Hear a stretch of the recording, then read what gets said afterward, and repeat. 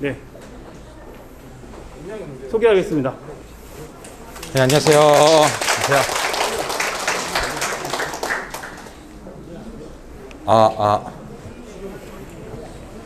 예, 만나서 반갑습니다. 네, 뭐 병원에 오시면은 강의하는 게 늘 지루한 병 얘기만 하는데요. 네, 다시 한번 말씀드리겠습니다. 늘 병원에 오시면은 저희가 강의한다고 하는 게 늘 지루한 병 얘기만 골라서 하죠.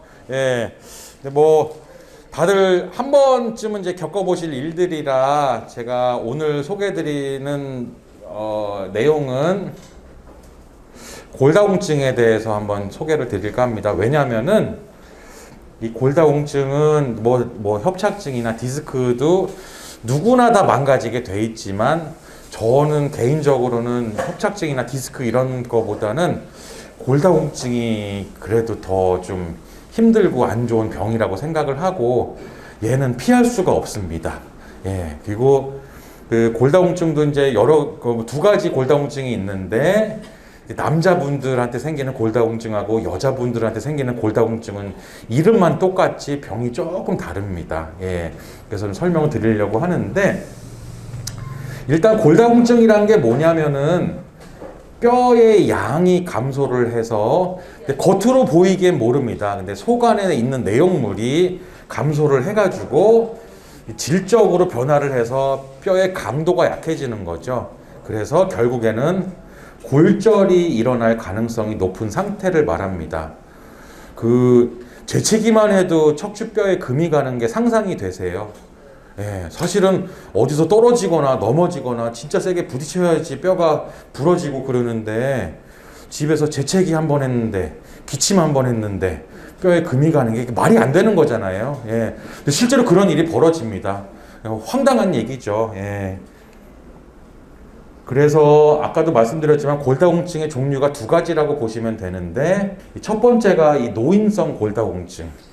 대개 이제 남자분들이 연세가 드시면서 생기시는 건데 이제 우리가 나이가 들면은 이제 몸에 다 문제가 조금씩 생기듯이 뼈도 결국에는 뭐 약해질 수밖에 없죠. 근데 이제 이 노인성 골다공증은 급격하게 약해지지는 않고 그냥 우리가 나이가 한 살 한 살 들듯이 서서히 뼈가 약해지는 경우를 뜻하는 거고 이제 여자분들께서 아셔야 될 거는 이 폐경 후 골다공증이라는 겁니다.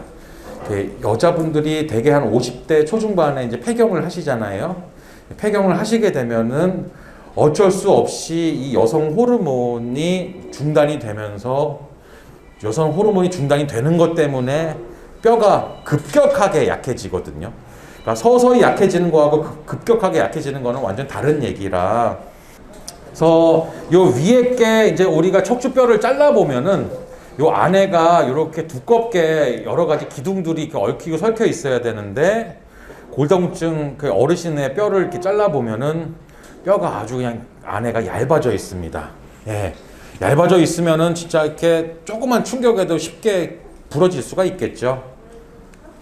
그래서 요 파란 선은 이제 우리가 태어나서 한 30살 정도까지가 뼈가 점점 튼튼해집니다. 요 파란 선이 남자고 요 빨간 선이 여자분들이거든요. 남자건 여자건 30살 정도까지 뼈가 제일 튼튼해졌다가 이제 30살이 지나면서부터 이제 뼈가 약해지게 돼 있거든요.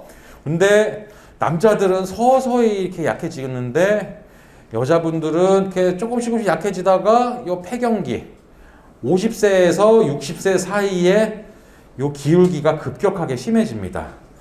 이때 이제 급격하게 골다공증이 오는 거거든요. 이 골다공증이 무서운 점이 뭐냐면은 제가 환자분들한테 말씀을 자주 드리는데 골다공증은 심해도 내가 골다공증이 심한지 안 심한지 모릅니다. 왜냐하면 증상이 없거든요. 골다공증만 있으면은 뼈가 약했는지 안 약했는지 알 수가 없죠. 기침을 했는데 뼈에 금이 가고 나서야 아 내가 골다공증이 심했구나라고 알게 되는 거지. 그러니까 얘를 확인할 방법이 없어요.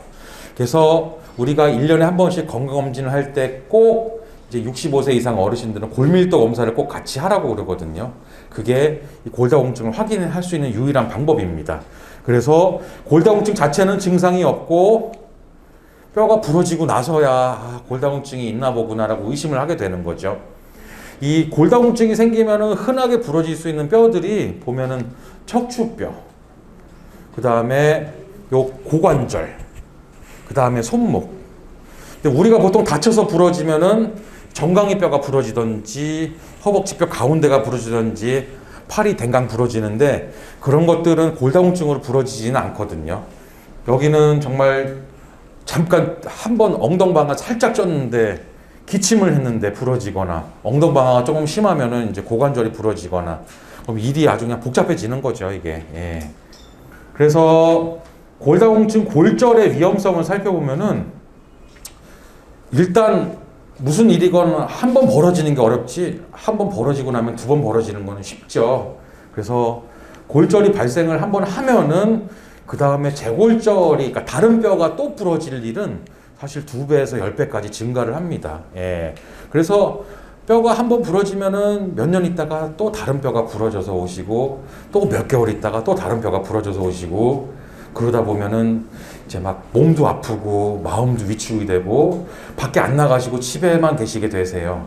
그러다가 언제부턴가는 힘이 점점 빠지면서 집에서 누워만 계시다가 이제 거동을 못 하시는 상황이 되는 거거든요. 그래서 척추 골절이 발생을 하면은 5명 중에 1명은 1년 이내에 또 다른 뼈가, 척추 뼈가 또 부러진다고 알려져 있습니다. 예. 그리고 조금 서글픈 얘기지만 후유증 자체도 문제인데 논문들을 살펴보면은 골절이 여러 번 생기고 그러면은 이제 좀 아까도 말씀드린 것처럼 자꾸 위축되고 활동이 자꾸 적어지고 그러다가 결국에는 그래서 또 병나시거든요. 그러다 보면 어르신들이 이제 왜 대통령분들이 다들 결국에는 폐렴으로 다 돌아가시잖아요. 그게 움직이지 않고 누워만 계시면은 많이 움직여야 되는데 누워만 계시면은 왜 물이 고이면은 썩듯이 젊은 사람들은 안 그러는데 어르신들은 누워만 계시면 금방 폐렴 생기세요. 그러면은 어르신들은 폐렴이 생기면은 고칠 수가 없습니다. 몸이 너무 약해지셔서 그러다 돌아가시는 거거든요. 예, 굉장히 무서운 얘기죠. 골다공증을 진단하는 방법들이 뭐 병원마다 조금씩 다르긴 한데 저희는 저희 병원에서 혹시 받아보신 분들 아시겠지만 이렇게 누워서 척추뼈하고 대퇴골, 고관절에 있는 부위를 갖고 측정을 하게 됩니다. 골밀도 검사 대상은 뭐 여러 가지 분들이 있습니다. 예, 뭐 여러 가지 위험 요소를 갖고 젊은 때 폐경하신 분들이거나 아니면 워낙 저체중이거나 잘 부러지셨던 분들도 검사를 좀 하라고 그러지만 일반적으로는 사실은 65세 이상의 여성분들이 가장 좀 건강검진을 꼭, 대부분은 여쭤보면은 건강검진을 다들 잘 하시는데 가끔 보면 아주 안 하시는 분들이 계시더라고요. 건강검진은 꼭 하셔야 됩니다. 예. 골다공증을 왜 치료보다는 예방을 먼저 해야 되나? 아까도 말씀드렸지만 골다공증이 한번 생겨서 골절이 생기면은 그 다음에 2번째로 일이 벌어지는 거는 훨씬 더 확률이 높아지거든요. 그래서 골다공증 자체가 일단은 증상이 없고 그리고 남자들과는 다르게 어르신 나이, 그러니까 연세 드신 그 여성분들의 40%, 10명 중에 4명이 척추 골절이나 고관절 골절을 경험을 하시거든요. 그래서 압박골절이 의심돼서 오시는 분들 대부분이 40%가 아니고 저는 대부분이 여자분들인 것 같아요. 제가 지금 생각해보면 올해 들어서 저희가 이 척추뼈가 부러지면은, 그러니까 뭐 다쳐서 부러진 게 아니고 골다공증 때문에 골절이 생기면은 저희가 하루 입원하셔가지고 그 척추뼈에다 시멘트 집어넣는 시술을 하거든요. 그리고 2달 동안 보조기를 차고 다니셔야 되는데 제가 지금 생각해 보니까 올해 들어와서만 이 척추뼈에 시멘트 집어넣는 시술을 하신 분들 중에 남자분들은 없었던 것 같아요. 예, 좀 서글픈 상황이죠. 예. 골다공증 예방을 위한 일반적인 권고사항은 뭐 다들 사실은 잘 알고 계십니다. 칼슘 잘 먹고 비타민 D 먹어야 되고 운동 열심히 하고 다치지 말고 술, 담배 적당히 하시고 안 하시면 더 좋고 예, 뭐 이런 것들은 사실은 다 알고 계시는 것들입니다. 칼슘은 이제 보통은 기본적으로 뭐 식사 여러 가지 음식들에 칼슘이 다 들어가 있어서 사실은 식사를 하는 게 제일 중요합니다. 가끔 저도 사실은 뭐 체중이 좀 많이 나가잖아요. 딱 보기에. 예. 젊어서 체중이 많이 나가는 거는 그렇게 좋은 것 같지는 않은데 저희 어머니도 그렇고 이렇게 어머니 세대 어르신들은 살이 빠져서 날씬하신 것보다는 어느 정도 조금 살이 찌셔서 체중이 조금 나가는 게 날씬한 것보다는 더 건강한 것 같아요. 오히려. 예. 이렇게 저희 어머니가 지금 72세이신데 몸무게가 지금 50kg 나가시거든요. 제가 너무너무 걱정을 합니다. 예. 이게 너무 마르셔서 마르신 분들이 보면은 그냥 마르는 게 아니거든요. 다 마르는 데 다 이유가 있습니다. 일단 음식을 잘 안 드시죠. 그리고 음식을 드셔도 보면은 꼭 고기 같은 건 안 드시고 왜 이렇게 야채만 드시는지 모르겠습니다. 예. 안 좋습니다. 질겅질겅 씹을 수 있는 음식들을 드시는 게 좋습니다. 예. 그리고 몸무게가 적게 나가면은 저처럼 몸무게가 많이 나가는 사람들은 특별히 운동을 안 하고 걸어 다니기만 해도 이 뼈 자체에는 워낙 무게가 있어서 누르는 힘이 있기 때문에 뼈가 약해질 수가 없어요. 근데 마르신 분들은 워낙 가벼워서 똑같이 걸어 다녀도 체중이 나가시는 분들보다 뼈에 힘이 안 들어가요. 예. 그래서 뼈가 약해지니까 음식도 많이 드시면 좋을 텐데 음식도 많이 안 드시니까 이게 충당도 안 되거든요. 예. 그래서 칼슘 식사도 중요하고 칼슘 보충제는 요거는 요즘에 캐러멜처럼 나와 있어가지고 꼭 드시는 게 좀 좋을 것 같습니다. 그 다음에 비타민 D라는 게 있는데 이 비타민 D를 주사로 맞는 것도 있고 비타민 D는 음식으로 섭취할 수 있는 것도 있고 근데 나가서 햇빛 많이 쬐시고 많이 다니시면은 그 햇빛 쬐는 것만으로도 비타민 D가 만들어지거든요, 몸에서. 그러니까 많이 다니시는 게 좀 좋은 것 같습니다. 예. 가끔 자제분들하고 같이 오셔서 자제분들이 어머니 자꾸 뭐 밭일하고 그러시는데 자꾸 쭈그리고 앉아서 밭일하고 그러시니까 허리가 아프신 것 같아서 일 좀 그만하라고 그러라고 저한테 좀 귓속말로 이렇게 얘기를 해주세요. 근데 저는 아드님이 이제 어머니 걱정하시는 의도는 알겠는데 저는 어머니가 이렇게 밭일하고 그러시면은 제가 보기에는 너무 기분이 좋거든요. 얼마나 운동을 많이 하시고 활동을 많이 하시는 거예요. 예, 물론 허리도 아플 수 있고 무릎도 좀 아플 수 있지만 뼈는 훨씬 더 건강할 수 있어서 저는 그렇게 쭈그리고 앉아서 하는 거는 그렇게 좋지는 않지만 운동을 많이 하거나 일을 많이 하시는 거는 저는 좀 좋다고 생각이 듭니다. 비타민 D도 칼슘처럼 여러 가지 음식들, 특히 생선들의 달걀, 버섯 이런 거에 좀 많이 들어있죠. 예, 그래서 이런 것도 좀 많이 드셔주시면 좋을 것 같고, 요거는 다들 잘 알고 계시는 거라. 그러니까 식사를 그냥 꾸준하게 그냥 음식 가리지 않고 잘 하시는 분들은 이런 거는 걱정하실 건 없다고 생각이 듭니다. 이제 골다공증 때문에 약물 치료를 하셔야 되는 분들이 있습니다. 하여튼 골절이 있었던 분, 그 다음에 골다공증이 검사를 했는데 골밀도 검사를 했는데 골다공증이 진단이 되신 분, 그 다음에 골다공증 전 단계가 이제 골감소증인데 골감소증이면서 골절이 있으셨던 분들, 요 분들은 그래도 그 골다공증 약을 조금 치료를 좀 하셔야 되는 편이죠. 골다공증 치료는 1년 동안 하는 거고 1년이 지나면 골밀도 검사를 다시 꼭 해보시고 골밀도 검사를 보고 골다공증이 좋아졌으면 치료를 더 안 하셔도 됩니다. 골다공증이 그래도 지속이 되면 또 치료를 하시는데 예전에는 일주일에 한 번씩 먹는 약밖에 없었거든요. 근데 요즘에는 너무 좋아져서 3개월에 한 번씩 맞는 주사, 6개월에 한 번씩 맞는 주사, 그다음에 1년에 한 번씩 맞는 주사, 치료 방법들이 여러 가지가 나와가지고 1년에 한 두세 번 주사 맞고 골다공증 치료하면은 사실은 너무 편하죠. 예, 그래서 그렇게 치료 방법들도, 근데 요거는 이제 병원에서 상의하시면 되고요. 골다공증 약물은 여러 가지가 있는데 이거는 병원에서 의사들하고 상의해서 치료는 정하시면 될 것 같고요. 제가 사실 오늘 드리고 싶었던 얘기는 이제 요 운동 얘기죠. 예. 사실은 저도 운동을 꾸준히 안 해서 뭐라고 말씀드리기는 좀 민망한데, 어쨌거나 이 골다공증을 조금이라도 막을 수 있는 가장 쉬운 방법이 그냥 운동이지 않을까 싶습니다. 예. 운동은 그래도 하루 30분 이상은 조금 해주실 필요는 있고요. 일주일에 그래도 한 3일에서 5일 이상은 해주시는 게 효과가 있을 것 같고, 사실 운동 중에서 제일 쉬운 게 걷기 운동이죠. 걷기는 장소, 시간, 운동 기구 등에 구애받지 않고 운동에 소질이 없는 분들도 누구나 다 할 수 있죠. 예. 근데 운동을 하시면은 운동은 가벼운 산책 정도로 여기시고 운동을 하시면은 그건 아무 효과가 없습니다. 운동은 꼭 힘이 들어야 됩니다. 예, 막 숨이 넘어갈 정도로 하시란 얘기는 아닌데 그래도 숨도 좀 차고 땀도 좀 나고 오늘 좀 운동 많이 했다, 몸이 좀 쑤실 수도 있겠다라는 생각이 들 정도로는 적어도 하셔야지 운동 효과가 좀 있다고 봅니다. 사실은 뭐 한 50대까지 60대까지 젊으신 분들은 뭐 알아서 운동도 많이 하시고 뭐 걷기뿐만 아니라 뭐 운동센터 뭐 헬스장 가서도 운동하시고 그러신 분들 요즘에 많으시더라고요. 그런 분들은 뭐 알아서 운동을 하시면 되지만 제가 말씀드리는 요 분들은 이제 막 70, 80 되신 어르신들 위주로 말씀을 드리는 거거든요.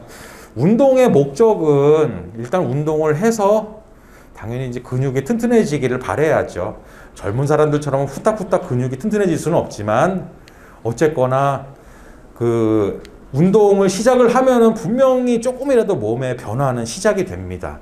그래서 운동을 하는 목적이 첫 번째는 운동을 열심히 하면은 근육이 튼튼해져서 골절의 위험성을 줄일 수가 있고, 또 하나는 넘어지거나 그러는 거에 오히려 대처를 더 잘할 수 있어서 요 두 가지가 사실은 가장 큰 이유거든요.